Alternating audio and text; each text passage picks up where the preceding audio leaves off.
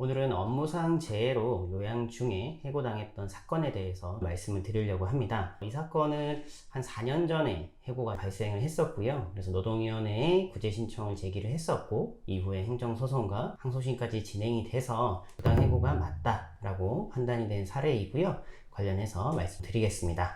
이 사건은 이제 외국계 회사에 다니고 있는 분인데요. 그러다 보니까 업무 지시나 이런 것들이 야밤에도 주말에도 굉장히 많이 왔던 것으로 기억이 납니다. 그리고 또 많은 것들을 기대를 했던 것 같아요. 아무래도 급여나 이런 것들도 높고 직책도 좀 높으시다 보니까 회사에서 요구하는 기대, 그리고 각종 테스트 이런 것들로 인해서 심적 부담이 좀 크셨던 것 같아요. 그래서 정신건강의학과에서 치료를 받고 계셨고, 회사에 얘기해서 본인이 사용할 수 있는 휴가를 다 사용을 하셨어요. 그리고 다 사용을 하시고 나서 이제 회사에 복직한 날에 회사에서 갑자기 통보를 합니다. 수습기간을 지나왔는데 기준에 안 맞는 것 같다 라고 하면서 해고를 한 이런 사건이고요. 그래서 근로자가 부당해고 구제 신청 이런 것들을 쭉 거쳐가지고 한 4년 이상 현재 시간이 지난 상황입니다.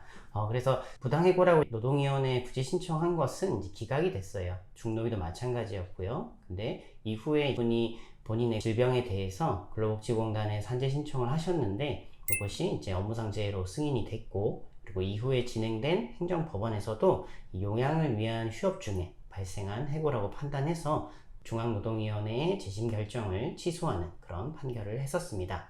그래서 아무래도 이 사건의 가장 큰 쟁점이라고 한다면은 이제 업무상 이유로 인해서 요양 중인 그런 근로자를 과연 해고할 수 있는가, 이 부분이 쟁점이라고 볼 수 있겠습니다. 그렇다면 판결 내용 한번 살펴보겠습니다. 일단은 근로기준법에는 이제 업무상 질병의 요양을 위해서 휴업한 기간, 그리고 그 이후에 30일 동안은 해고를 할 수 없게끔 규정을 하고 있습니다. 그리고 해고를 하게 되면은 이거에 대한 형사처벌도 규정을 하고 있고요.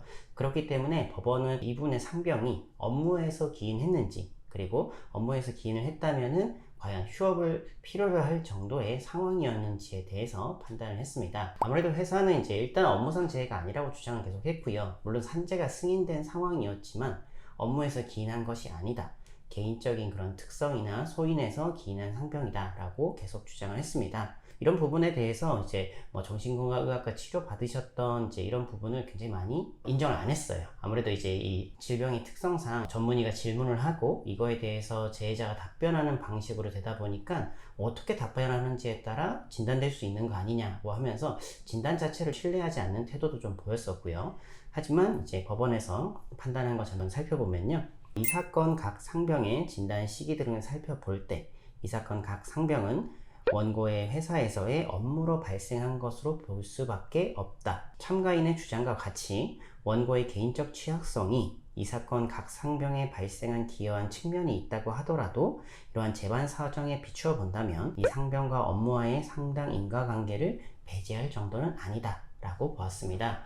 아무래도 이제 개인적인 성격이나 스타일 때문에 상병이 계속 발생했다라고 회사가 주장을 하니까 법원에서는 그래, 그런 것도 고려를 할 수 있어, 하지만 업무 관련성을 배제할 정도는 아니다. 어찌됐든 이 상병이 발생한 부분에 있어서 당연히 개인적인 특성도 반영은 되겠죠. 근데 이 업무라는 것이 없었다면은 이제 상병이 발생할 정도는 아니었다, 이런 판결이었다고 생각이 듭니다. 그리고 이 두 번째로는 이 요양으로 인해서 휴업할 정도의 상태였는가, 이 부분은 굉장히 다툼이 많았습니다. 그래서 관련된 기록도 회사에서 많이 첨부를 했었고, 과거의 주치의 선생님에 대한 사실조회 이런 것들도 쭉 진행을 했는데 이제 그 결과도 근로자분에게 유리하게 나왔었고요. 법원도 이런 부분들을 보아서 휴업이 필요했다라고 판단을 했습니다.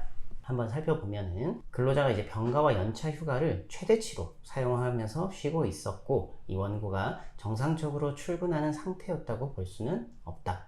그리고 이 사건 각 상병의 특성상 치료를 위하여 발병의 원인이 되는 스트레스 상황으로부터의 격리가 필요하다라고 볼 수 있는 점에 비추어 볼 때 여타 상병과 달리 일시 휴업의 필요성이 더 크다, 이렇게 판단을 했습니다. 정신질환 같은 경우는 아무래도 이제 그 스트레스 요인으로부터 분리되는 게 가장 중요한데, 이 사건 같은 경우는 업무로, 특히나 이제 입사하시고 나서 직후의 상황들로 인해서 상병이 발생을 했고, 이 상급자의 압박이나 이런 것들이 영향을 준 것 같은데, 그것에 가장 좋은 거는 이탈을 하는 거죠. 잠시 쉬면서, 업무를 쉬면서 이런 것들을 치료를 하는 게 가장 좋다라는 부분들을 법원에서도 인정을 한 것 같고, 병가나 휴가를 최대치로 많이 좀 쓰시고 있었던 상황들, 그리고 뭐 가족 돌봄 휴직이나 이제 추가로 더 쓸 수 있느냐라고 문의했을 때 회사는 이제 그런 것들이 불가하다라고 답변을 했습니다. 그래서 최대한 이제 쉬려고 했는데 쉴 수가 없어서 출근을 한 상황, 이런 거기 때문에 이렇게 출근을 했다라는 정황만으로 뭐 휴업이 필요 없었다 이렇게 볼 수는 없다고 본 것 같고요. 그래서 결국은 이제 업무상 재해로 휴업이 필요한 상태였기 때문에 이 사건 해고는 위법하다라는 게 법원의 판결이었습니다. 이 사건의 시사점을 본다면은 이 사건처럼 이제 뭐 해고나 그리고 징계 같은 것들을 했을 때 업무상 재해로 확정이 안 된 사례들이 종종 있습니다. 그래서 산재는 신청하고 했었는데 부당 징계, 부당 해고 이렇게 신청을 했는데 근로자가 지는 경우들이 있는데 좀 시간이 지나서 보니까 산재가 승인이 된 거죠. 그래서 이런 부분들로 인해서 어쨌든 업무상 재해로 나중에 인정되긴 했지만 업무상 재해는 맞기 때문에 부당해고다 이렇게 주장하는 경우들이 있습니다. 그래서 뭐 산재가 승인되면 그 기간에 대한 해고는 무조건 부당하다 이렇게 많이들 생각하시는 부분들이 있는 것 같은데요. 사실 거의 맞는 이야기이긴 합니다.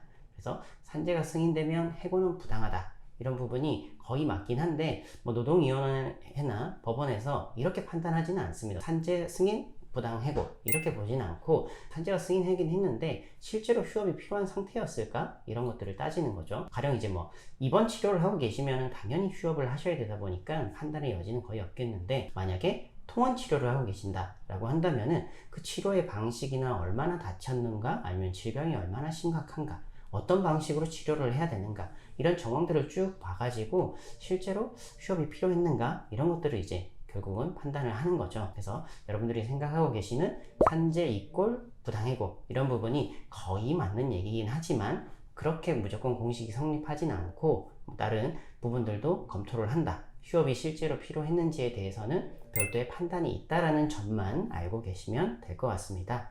그래서 이 사건처럼 혹시 뭐 요양기간 중에 해고나 징계가 발생해서 다투고 계신다거나 관련해서 궁금한 부분이 있으시면은 댓글 남겨주시면 제가 그 부분에 대해서 답변 드릴 수 있는 부분들은 드리도록 하겠습니다. 오늘 영상 여기서 마치겠습니다. 감사합니다.